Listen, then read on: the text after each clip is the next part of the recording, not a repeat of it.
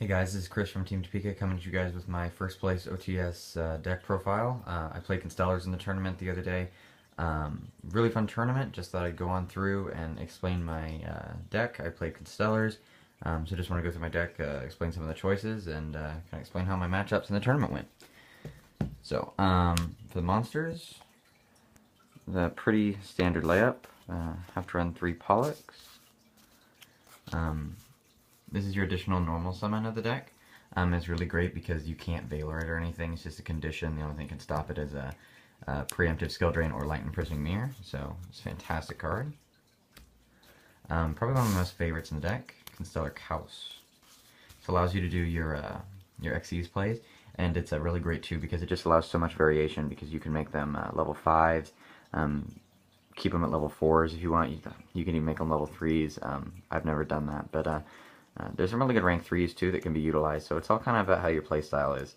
But yeah, this is a fantastic card and just makes the deck just so adaptable and gives it so much variation. So definitely one of the best cards in the deck. Now, I think just about every Constellar player I've seen has run Algaty, but I run 3. I think it makes the deck a lot more consistent. It just allows you to open up with that first turn Pallades play that you always want to do, especially if you have a tanky. Basically, if you just bounce that back, it's just you have so much card advantage already, and you've got a monster on the field that just pretty much causes problems for everybody. Constellar Algaty, I can see why people don't run 3 of her, pretty much just because, you know, it's a special summon. It just lets you special summon another Constellar rather than normal summon another one, like Pollux would let you do. But Algaty is a really prime target for things like Valor or Max C. This is the only card that even makes playing Max C against Constellars good, but I think still pretty much everybody sides it out. Because you don't always see 3, but I just think it makes the deck so much more consistent. So, you know, if you got it, you got it, but sometimes I side them out. Not all of them, maybe 1 or 2, but still a fantastic card. And then the Kirkion equivalent for the Constellars is Constellar Sombre. It's the banish one, add 1 to your hand, and then normal summon again.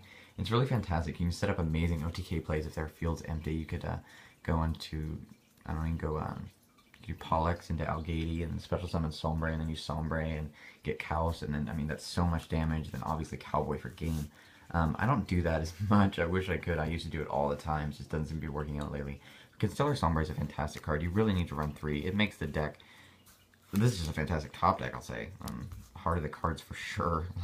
Like yesterday, I got duped Frog Lockdown twice, maybe 3 times by the same guy in Vanity's Emptiness and Light Imprisoning, and I was able to use Wall Tornado and MST to get past him, and then it was basically just top deck Dark Hole. That's what my mind said, and I was like, oh.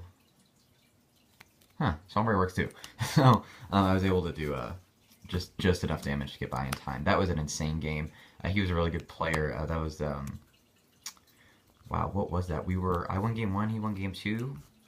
In time, he won game 2, and then we needed to go to game 3 within the 4 or 5 turn roll, whatever you want to call it, and yeah, I was able to do just enough damage to win that last turn. I run 1 Sheridan.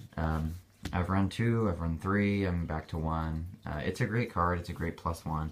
Yeah, obviously the downside's pretty obvious. It's 700 attack. That kind of sucks. Not to mention it's a 3-star. So if this were level 4, I would run 3s all day and just be so happy, but there's got to be some drawback when it comes to the Searcher. So 1900 defense isn't bad. You can make him a level 4 and overlay with Kaus, or if you have Kaus, you can make him a 5 and summon this and make him a 5 next turn if they both survive. But he's great. I change my number on him, but I think 1's okay. And then of course Honest. Have to run Honest. This card was incredible for me this last turn. I played Heretics, and I won game 1 because I had Honest, and game 2 I was shuffling my deck. He's like, oh, there's the Honest, it's on the bottom. And then he goes, that's where it needs to stay. So I shuffle, and then he shuffles and cuts and shuffles again, and then I top deck Dark Hole, and then I top deck Honest, and it won me the game. I've never drawn Honest more. It was hilarious. And then I do only run the 1 bear. I've really considered 2, considering you have 3 tankies now. 3 tankies is amazing. I can see why they brought it back for Boojins. I mean, it's just really crazy. But 3 tankies with, let's see, 4 target things. You have 1 bear and 3 cows. I've thought about, I don't know, I've thought about putting 2 in. There was a point against that same frog player where a bear really would have won the game. But, you know, I mean, that's just that one time, so I might put it in. I don't know, there are some changes I might make. That might be one of them, I haven't decided yet. And then the one Thunder King, because I think you just have to run Thunder King. If you open up this and like 4 or 5 back row, it's fantastic. And not only I'm not going to let you search, but I've got 5 cards that are likely going to protect this, or just destroy or disrupt anything that you want to do. So, Thunder King's great. And for the hand traps, on 2 Valor, for my friend Jesse. I got a second one. Ha, no matches. That was very satisfying to read, finally, after months. And then the two Maxis. And those are the monsters. I think that's 20 monsters. I'm going to go into spells. I play 3 MST. You pretty much have to, because this may not be a huge back row format. It kind of depends what you're playing. It kind of varies, but every deck I know of that's starting to top up there does use back row. You know, Mermails, the Abyss Sphere and everything, you just, if you know they're playing it, just wait and destroy the Abyss Sphere. Or Fire Fist, you know, they have those tankies they really, really need to get off. Stuff like that. Not to mention that one bad Torrential Tribute or Solemn Warning can mean game when Constellars are trying to go off. So, and not to mention, especially in games 2 and if game 3, if necessary, there are so many sides against Constellars. If you can utilize them, not all decks can. You know, like skill drain and stuff like that. But I'm not going to go into that because I don't want you guys to. I don't want everybody to know every good side against my deck. But I'm pretty sure they're pretty widely known. So MSC at 3 is a must. And the triple tanky. This is amazing. Drawing tanky more often is so great, and you can bounce it back over and over again with Pallades if they're just not able to get anything off, and that's just so much card advantage that it usually means game. Not to mention you have Bear too. So if nothing's going for you in terms of Constellars, just search out Bear, pop something, and try and get another tanky off. It's great. I did add 2 Lances kind of at the last minute, I think last week sometime. Lance was great. In the final match, it actually did win me the final match because I did misplay. I went for Omega when he had a Quillen engraved. It was against Boojins, and there's so many Boojin players at this tournament. So I made Maestroke, learning my lesson, and just summoned the top deck Kaus, and I attacked into his Yamato, and he goes, reveal the Lance if you got it, and I revealed it, and there was the handshake. So that was the game winner. I definitely like Lance in this deck. It's fantastic. I always keep wondering, oh, does he have Honest, or does it just the Lance? You know, I mean, you gotta, it's really fun just trying to make them wonder. Not that I'm trying to be mean or anything, but, you know, it's a good card. So, one Constellar Star Cradle. It's basically a Force Sombre. I mean, you can't Valor it or anything. That's kind of nice. The only downside is that you can't attack. You can't conduct your battle phase. You know, oh well, I think it's totally worth it. It's a small drawback, but you know, basically this is great if it's late game. If you've got a whole bunch of Constellars in grave, or you've been detaching like crazy. It's really bad beginning games. The only reason I've ever considered cutting it. Sheridan's good because it can search for anything you need, but Sheridan can be Valored and it's really, really weak. This can't be Valored or anything, but you know, your choice is limited. You don't get to pick whatever you want. Then one Reinforcement of the Army, basically another Pollux, Dark Hole, and Book of Moon, because I just think those are so stable. On to traps. I think I only run 9 traps. The one Compulse, the one Mirror Force, the one Solemn Warning, Torrential Tribute, Bottomless Trap Hole. I think all those are pretty self-explanatory. And 2 Fiendish Chain. I did run 3. I think I've had a couple regional tops where I ran 3, and especially against, I play Asian Persuasion with Mega Phantom Beast, and I opened up 3 Fiendish Chain in my first hand and set them all. He goes, "Are you kidding me? You have another Fiendish Chain?" I'm like, "Yes, sir." We had a really good laugh about that later when we were doing the deck profile. He's like, "Oh yeah, he did use all 3 of those against me." So 2 Fiendish Chain, and then 2 7 Tools of the Bandit. This card I'm a little iffy about. I added it last second with Lance. It had great play testing. It tested great, but it's just, it really depends on who's going first. Like, if you're going first, I definitely keep it in, because stuff like Skill Drain, Light Imprisoning Mirror, and stuff like that, you just don't even have to worry about it. And it even stops Solemn Warning. You know, you can pay 2,000 and I'll pay 1,000 to negate it. So that's a really good move. But it just, sometimes it's so dead, and they just, especially when it comes to like Boojins or something, they're not playing many traps, or like Chaos Dragons or something like that. Even Lightsworn, it's not that great, especially Heretics too, unless you're able to hit that trap. But it's kind of iffy. I might switch it out for Trapstun, because with Trapstun I can just negate everything and draw phase, and then push for game or just negate anything if it's really going to harm me. Like Icarus attack Cage. Yeah, I lost my friend Cage that final round. I thought he was going to win everything. He's such a good player. He's played Blackwing so long. I thought he was going to win, and then it's like, oh, we're going to top 8. Oh, okay. Top 8 elimination win. Okay. And I was able to come out on top. And now with the extra deck. Triple Constellar Pleiades. 2 dual terminal and 1 German, just because German's so close to my heart, being my second language. So, basically, everyone knows what this card does. During either player's turn, it's basically a free Compulse. You know what? You limit Compulse to 1, no problem, we have this card. Cyber Dragons and Artifacts will be able to abuse this also. God, I'm not looking forward to Artifacts. So, we'll see how that goes. But right now, this is the main card of the deck. And it basically causes problems for anybody. So, it's such a good card. 2,500 attack is not bad at all. And then the OTK type of play with Gaia Dragon, Volcasaurus. That play is OTK quite often. I know my teammate Cody was telling me about. He only had 100 life points up against that same Heretics player, and the Heretics player had a Dracosac and tokens and a Blaster. So top deck the Sombre, go for that. Destroy the Blaster for 2,800, and then overlay for Gaia Dragon to attack the token for 2,600, which was game. So that's one of my absolute favorite moves. Not to mention that you can also, if you have a dead Pleiades on the field, you can just overlay for Ptolemy, which is another fantastic card. If you overlay it over Constellar, it can't use the effect that first turn. But once per turn after that, you can return any monster on the field or in either player's graveyard to the owner's hand, which is fantastic. Recycle Maxi, recycle Effect Veiler, whatever you need. Or just recycle that last piece of the Constellar combo that you need. But basically, yeah, you can do this and overlay it over a dead Ptolemy, or a dead Pleiades, I'm sorry. And then just go Shark Fortress, detach, make, so Ptolemy's able to attack twice, overlay for Gaia Dragon for exactly 8,000 damage. That won me 2 games back-to-back against the Bujin player that I would later play for the win, for the mat. Yeah, it really, really works. It's really a great combo. One of my favorites. So, and then 1 Starleaf Polar Dynamo. Because this card is awesome, I love it so much, because if you have 5 back row, you know what, fine, I gotta do something. Go, warning it, I'll draw, I don't care. Mirror Force, go for it. Torrential Tribute, go for it. I mean, I'll happily draw and make you lose one of your traps. Not to mention it also gets over problem cards like Lead Yoke and Battling Boxers. Sorry, Evan, but this card kind of kills him. And then I play 1 Maestroke.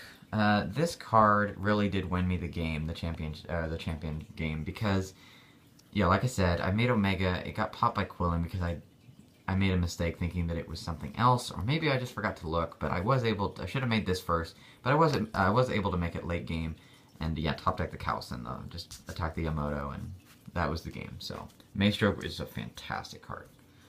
And then the new guy that's so hyped all the time, Evil Swarm Exciton Knight. This thing is like $80 to $90. It's crazy. It's a good card, but I've only made it once successfully where it hasn't.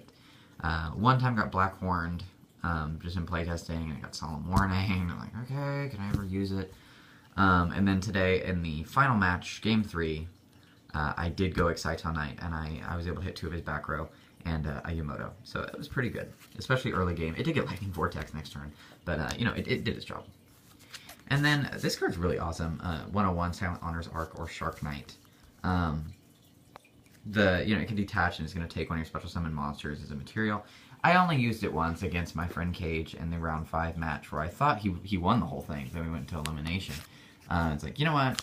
You won, but I'm going to make this. I'm going to take your monster anyway because it was funny. But yeah, it's a really good card. I wish I had more people back here in Topeka that actually played something other than Constellars and stuff. Otherwise, I could make this a lot more. But it's still a great card. The Abyss Dweller is necessary for the Mermail match. Just shut them down early. Gaia Cowboy to go for game. And Tyrus. Obviously, a lot of people, sometimes they don't like Tyrus or they hate on Tyrus. I love Tyrus. Basically, the only way out is if you have a D-Prison or a Compulse or Solemn Warning, obviously. Unfortunately, every time I make it, it seems to get Compulse. They always have Compulse. Why do they always have Compulse? You limit it to 1. They still have it every time, I guess, when I make this thing. But, You know, if it's a better play, I'll go for Tears if I don't have anything to bounce with Pleiades. And then my last card, Constellar Omega. Constellar Omega is just like an Infestation Pandemic, a 2400 beater, if you're comparing it to Evil Swarm. It's a really good card. I make it sometimes, not as often as I'd think I'd make it, but it's still a good card. Cannot be cut, it's too good. Okay, now we go to the extra deck. Side deck, pardon me. This may seem a little overkill, but I played 3 DNA Surgery. Now, I played 3 DNA Surgery because Boojins are becoming so popular and so annoying, in my opinion. Boojins are annoying. Cage, I know you agree with me considering they're such a huge problem for you when you play Black Wings. It's annoying. DNA Surgery just says, I'm going to call Divine Beast, so I hope you have Slifer the Sky Dragon or something in your deck, or you have an MST, because otherwise none of your effects work. None of them. You have to have a Beast Warrior on the field. So I declare Divine Beast. I only drew it once, and it got Wild Tornadoed immediately in the last, in the championship match. So that sucks. But this card's still good. It worked way better in other tournaments, but I'm not going to take it out. I might cut it down to 2, but 3 seems to work for me since I have the extra space. But, I mean, it works really well against spellbooks, too, because you can just call Divine Beast, or something that's not a spellcaster if you're playing spellbooks. And then Master is dead, and if Tower doesn't work unless they have a, spellcaster engraved. And Fate, when Fate was at 3, that's only 1, but it was really dead. You can't use Fate, you can't use Master, you can't use Wisdom. It kind of cuts a whole bunch of cards out of their deck. So, that was really good. This didn't really come in handy today, I guess. 1 D-Fissure, really good against Mermails and really good against Boojins, even though I did not play Mermails. The only Mermail player we have there that played is really good. I did not play him, and with Boojins, I just didn't draw this. Figured it would have come in handy, but oh well. Double Wild Tornado. Big thanks to JT for recommending this card to me. It was so good. I was playing in the top 4 match, and he summoned Yamoto and activated 2 Kaiser Colosseums on me. He goes, just in case you get rid of one. Like, okay.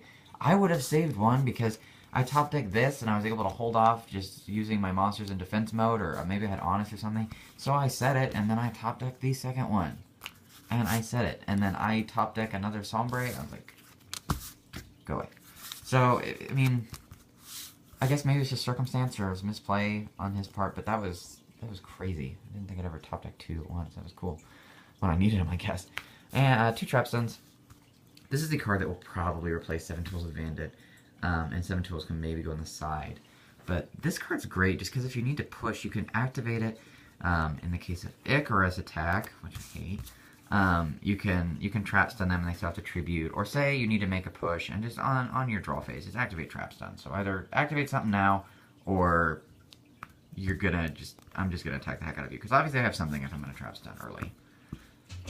Macrocosmos, because it banishes, it just hurts decks that need to have graveyard effects and stuff like that, like Mermails or the Frog player.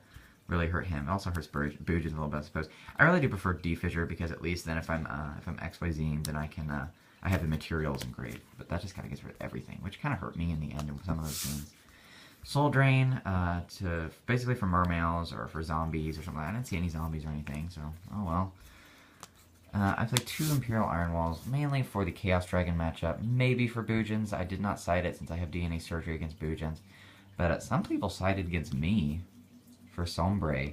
My friend Billy did a really great, he plays Medolches, he did a great play. He sided this in, and I was like, oh, that's pretty good, because I explained, and we kind of had both a light bulb moment. Oh wait, what am I going to side against Medolches? Probably Macro and D-Fissure. Well, if you have this, not only does it stop my Sombre, but cards can't be banished. I guess it hurts his Hoot Kick too, but you know, I guess it just depends on circumstances. It's all about timing. 1 mistake. It's a good card. I didn't get to play it at all. I never drew it. But I need another one. But I mean, if you don't even side 1, how can you ever expect to even draw it? It's the same thing with 2. I mean, you have double the chance, but it's such a good card. I figured why not. I had a little room. So, mistake. Didn't get to use it today, but... And then the last 2 Vanity's Emptiness. This card's really good. I don't main it anymore because I feel like it has such the potential to just become a -1. Ugh. Because any player that reads this card will realize that, oh, I can just MST something else, and then this goes away too. So that is the deck. I did have a lot of fun at the championship. This is the mat. It's the Gravekeeper mat that's going to be the regional mat. It's kind of what I predicted it would be. I'm gonna be totally honest. I don't like this mat at all. Um, Probably just because it's all the new Gravekeepers, and in my opinion, a lot of the new Gravekeepers are really bad. I mean, I think Nobleman, if that's the, I think, boy, I think it's a boy. I think he's good. I know Oracle. I think Oracle's pretty bad, and all these. They needed some different support. I think because all the Gravekeeper cards are like 50 cents, and you got all. It's I haven't even played against them. I think old Gravekeepers are really good. I just think maybe they needed a little bit better support than this. I mean, they get an Ultimate Necro Valley and Astral Pack, but yeah, I don't like the mat. I'm probably gonna trade it or sell it. I think I already listed it. Yeah, I did. I already listed it on eBay. So if anybody's interested, there's one on eBay if you want to buy it. You know, maybe you like it. It's just my opinion. But yeah, it was a really fun tournament. My friend Cody got third. I think Cage got fifth, just because he's such a problem with that Bujin matchup. And then of course, best friend Billy giving them problems with tiramisu and with his Madolches. It didn't seem to be fair to him, considering he placed the guy he played the guy that mains D-Fissure and Macro and everything, just anti-meta deck. So that was a lot of fun. So hopefully maybe they'll do some deck profiles in the future. But if you haven't gone to OTS, try it. I mean, ours was surprisingly small this year, this month, just full of Boojins. Too many Boojins. I'm just tired of Boojins. There's like one Mermail player, one Heretics, and there are two, three Constellar players, and the rest is just Boojins. But anyway, I'm not trying to hate on new deck or anything, but I don't like it. I know a lot of guys don't like Constellars, so. But thank you guys for watching. Hopefully, yeah, I should have some more deck profiles in the future. I'm gonna start testing some new ideas for regionals next week. But yeah, thanks for watching. Hope you guys have a good one.